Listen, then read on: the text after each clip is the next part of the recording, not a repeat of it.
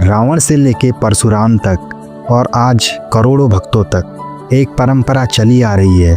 कांधे पर कावड़, होठों पर बोलबम और दिल में एक ही इच्छा, शिव को जल चढ़ाना। पर क्या आपने कभी सोचा ये कैसे शुरू हुई? तो दोस्तों, आज हम जानेंगे कांवड़ यात्रा क्या है।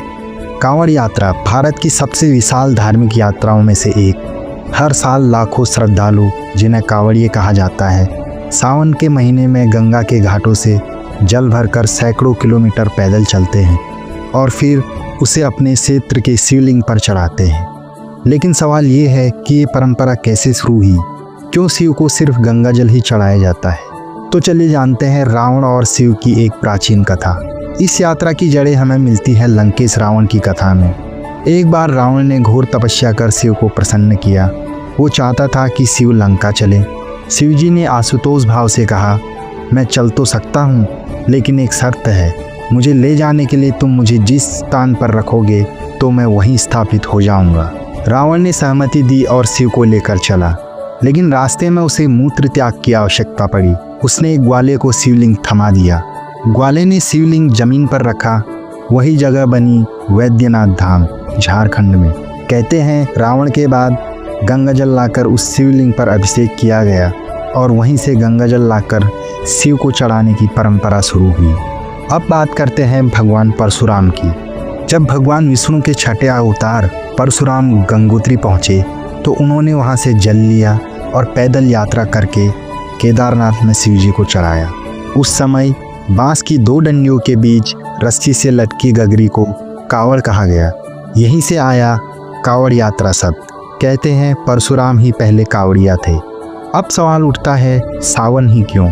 इसके पीछे कहानी जुड़ी है समुद्र मंथन की। जब समुद्र मंथन हुआ तो सबसे पहले निकला हलाहल विष। वो विष इतना भयानक था कि सृष्टि का संतुलन बिगड़ने लगा। तब शिवजी ने करुणा भाव से सारा विष पी लिया और उनका गला नीला हो गया। वो बने नीलकंठ। लेकिन विष से उनका शरीर जलने लगा। तब देवताओं और ऋषियों ने शिव पर गंगा जल चढ़ाया ताकि उनका ताप शांत हो। ये घटना श्रावण मास में हुई थी और तभी से सावन में जलाभिषेक की परंपरा चली आ रही है। कांवड़ यात्रा सिर्फ चलना ही नहीं, ये एक नियमित और तपस्वी परंपरा है। कांवड़िए नंगे पांव चलते हैं। वे मांस, मदिरा, तंबाकू से पूर्ण विराम रखते हैं। एक बार जल भरने के बाद उसे धरती पर नहीं रखते। बोल बम हर हर महादेव की गूंज से वातावरण भक्तिमय हो जाता है। यह सिर्फ आस्था नहीं, आत्मा की यात्रा होती है। कांवड़ यात्रा हमें सिखाती है विनम्रता। कोई छोटा नहीं, कोई बड़ा नहीं। त्याग, गर्मी, तकलीफ, थकावट, फिर भी यात्रा। आस्था, सिर्फ शिव के लिए ये सब। समर्पण, कोई उम्मीद नहीं, बस प्रेम। ये यात्रा बताती है कि जब तक शरीर में सांस है, मन में विश्वास है, तब तक शिव तक पहुंचना मुमकिन है। अगर ये यात्रा आपको प्रेरणा देती है तो इसे सिर्फ देखने या सुनने तक न रखें। अपने जीवन में शिव की तरह त्याग, करुणा और संतुलन को अपनाइए।